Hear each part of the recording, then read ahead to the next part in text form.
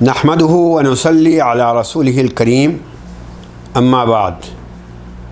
تزئین قرآن اکیڈمی کے حاضرین اور سامعین اور بقیہ تمام سامعین کو میرا سلام، اور خاص طور سے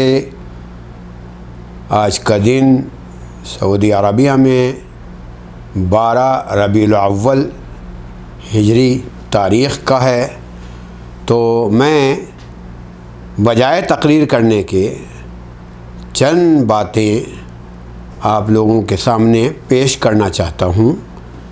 اس کو آپ میری درخواست سمجھیں یا بڑا بھائی سمجھ کر نصیحت سمجھیں۔ اللہ تبارک و تعالی نے فرمایا، اہدنا الصراط المستقیم صراط الذین انعمت علیہم غیر المغضوب علیہم ولا الضالین۔ اسی سورہ بقرہ میں اللہ تبارک و تعالی نے یہ ارشاد فرمایا کہ امۃ وسطا لک لتکونوا شہداء علی الناس ویکون الرسول علیکم شہیدا۔ میرے محترم حاضرین کرام السامعین، میں نے یہ دو آیتیں خاص طور سے اس لیے آپ کے سامنے رکھی ہیں، اور اس کا ترجمہ بھی رکھوں گا، کہ آج عوام الناس میں اور ہر جگہ ایک ولولہ اور جوش ہے، حب نبی یا کچھ حضرات عشق نبی کہتے ہیں، اس کے اظہار کا، اور سب یہ کہتے ہیں کہ عشق نبی کا جتنا بھی اظہار کیا جائے، بلکہ دلائل بھی دیتے ہیں کہ آیت ہے 58ویں آیت کہ فَلْيَفْرَحُوا بِهَا، یا سورہ ضحیٰ میں آیا ہے وَأَمَّا بِنِعْمَةِ رَبِّكَ فَحَدِّثْ، جو بھی نعمت ہو اس کا ذکر کرنا چاہیے، اس کا اظہار کرنا چاہیے، اور یقیناً اظہار کرنا چاہیے۔ تو اس لیے اکثریت بلکہ سبھی حضرات اس خوشی میں شامل ہونا چاہتے ہیں، اور ہونا چاہیے نفسیاتی طور پر۔ کیوں؟ اس لیے کہ آپ اور ہم 5 وقت اللہ تبارک و تعالیٰ سے ہدایت کی دعا مانگتے ہیں، اور ہدایت کے ساتھ ساتھ یہ کہتے ہیں کہ ہمیں ایسی ہدایت دے، ہمیں وہ راستہ دکھا کہ جن پر تو نے انعام کیا۔ اللہ تبارک و تعالیٰ نے خود منعمین یعنی جن لوگوں پر انعام کیا، منعمین کی تفسیر کر دی ہے النبیین و صدیقین و شہداء و صالحین۔ تو ان میں سب سے اعلیٰ ترین درجہ ہے نبیوں کا، اور نبیوں میں بھی سب سے اعلیٰ ترین ممتاز ترین درجہ ہے رسول مقبول صلی اللہ علیہ وسلم کا۔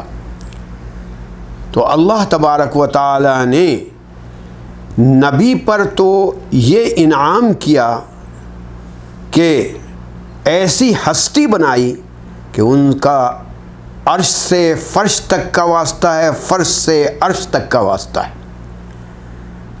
اور کسی شخصیت انبیاء کے علاوہ یہ واسطہ نہیں۔ اور ہمارے لیے یہ سب سے بڑا انعام ہے کہ اللہ تبارک و تعالی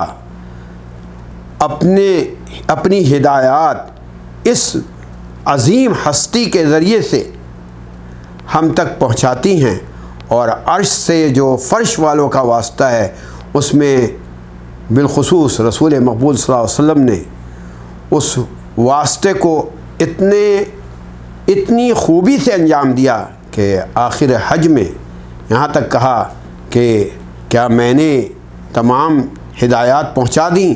آپ گواہ ہیں۔ سب نے کہا ہم گواہ ہیں۔ پھر خود رسول مقبول صلی اللہ علیہ وسلم نے فرمایا کہ اے اللہ تو بھی گواہ رہو۔ اور ہدایات کیا دیں، جس کا 2 لفظوں میں خلاصہ کر سکتا ہوں، اور انبیاؤں نے بھی دیں، لیکن رسول مقبول صلی اللہ علیہ وسلم نے یہ ہدایت دی کہ جیو اور جینے دو، حق انداز سے جیو اور حق انداز سے جینے دو۔ یہی ہدایت دی اس دنیا کے لیے، جس کا نتیجہ یہ کہ اگر ہر شخصیت، ہر انسان، حق انداز سے جیے گا تو وہ یقیناً دعوت حق بھی دے گا اور شہادت حق بھی کرے گا۔ اور انعام ہمارے اوپر کیا ہے؟ غور کیجئے، انعام ہمارے اوپر یہ ہے کہ ہمیں ہمارے نبی نے اس کام میں شامل کر لیا۔ اس سے بڑی خوشی اور اس سے بڑا انعام کیا ہوگا کہ دعوت حق میں، شہادت حق میں رسول مقبول صلی اللہ علیہ وسلم نے ہمیں بھی شامل کر لیا۔ اب آخری نبی ہیں وہ، شہادت حق ختم نہیں ہوئی، دعوت حق ختم نہیں ہوئی، کیونکہ انسان تو قیامت تک آتے رہیں گے، جاتے رہیں گے۔ یہ ذمہ داری ہمیں دے دی، تو جو عرش سے فرش والوں کا واسطہ رسول مقبول صلی اللہ علیہ وسلم نے بنایا تھا، اب وہ واسطہ، وہ ذمہ داری اپنے واسطے کے ساتھ ہم تک پہنچا دی۔ تو کیا ہماری عقل، انسان کی عقل یہ نہیں کہتی کہ اس کا شکریہ ادا کیا جائے؟ اور کیا ہماری عقل یہ نہیں کہتی ہے کہ اس کے احسان مندی پر جتنا بھی اظہار کیا جائے اس احسان مندی کا کم ہے؟ جی ہاں، کہتی ہے۔ تو پھر میرے بھائیوں، میرے عزیزوں، کیا صرف ایک دن ہم صرف اس کا اظہار کریں؟ نہیں، ہرگز نہیں۔ ہمیں تو ہر لمحہ اور ہر وقت اس کا اظہار کرنا چاہیے، جیسے کہ ہم 5 وقت ہدایت کی دعا کرتے ہیں، اور اس انعام کے لیے ہمیں ہر وقت اس کا اظہار کرتے رہنا چاہیے کہ عرش سے جو ہمارا واسطہ بنایا ہے، یہ اس واسطے کا جو لنک ہے وہ رسول مقبول صلی اللہ علیہ وسلم ہے۔ تو ہمیں ان کا شکر بھی ادا کرنا چاہیے، اور ہمیں ہمہ وقت خوش رہنا چاہیے۔ اور خوشی کا انداز میں یہاں آپ حضرات کو سمجھا دوں، بتا دوں۔ ایک ہوتی ہے فطری خوشی میرے بھائیوں، اور ایک ہوتی ہے رسمی خوشی۔ ہم میں سے اکثریت جو ہے وہ رسمی خوشی کا تو اظہار کرتے ہیں، اور رسمی خوشی میں جو بھی ہم سے ہو سکتا ہے ہم اس کو انجام پذیر کرتے ہیں، انجام لاتے ہیں، قمقمہ بھی لگاتے ہیں، سب کچھ کرتے ہیں۔ حالانکہ مورخین نے تو یہاں تک لکھا ہے کہ ہم 12 تاریخ کو نہیں بلکہ ہم 13 کی رات کو یہ سب کام کرتے ہیں، کیونکہ ظاہر ہے 12 ربیع الاول جو کہلاتی ہے وہ تو 13 ہو جاتی ہے، ہم یہ کام جب کرتے ہیں۔ اور اللہ معاف فرمائے، مورخین نے تو مستقل اس پر تاریخیں لکھی ہیں کہ 12 کو ہے یا 9 کو ہے۔ بعض حضرات بلکہ اکثریت جو ہے وہ 9 کو حضور مقبول صلی اللہ علیہ وسلم کے پیدائش کا دن مانتی ہے، اور پیر کا دن سب متفق ہیں، اسی لیے رسول مقبول صلی اللہ علیہ وسلم بھی روزہ رکھتے تھے۔ خلاصہ یہ ہے کہ ہمیں اللہ تبارک و تعالیٰ کے سامنے خوشی کا اظہار کرنا ہے، رسول مقبول صلی اللہ علیہ وسلم کا احسان جو ہے وہ ماننا ہے۔ تو صرف ایک دن کے لیے نہ مانیں نہ منائیں، بلکہ روزانہ اور ہر وقت، بلکہ ہر لمحہ۔ تو اس کا نتیجہ یہ ہوگا کہ ہماری شخصیت جو ہے وہ شہادت علی الحق پر، دعوت الحق پر اس طریقے سے مرکوز ہو جائے گی کہ ہماری شخصیت زندہ جاوید ہو کر سب کے سامنے خود بخود مجسم شکریہ اور مجسم خوشی کا ایک نشان بن جائے گی۔ یہ تو ہے اس احسان کا نتیجہ۔ آگے ایک بات اور میں بتا رہا ہوں، اکثر انبیاء نے بھی یہ کام کیا کہ عرش سے فرش والوں سے واسطہ رکھا۔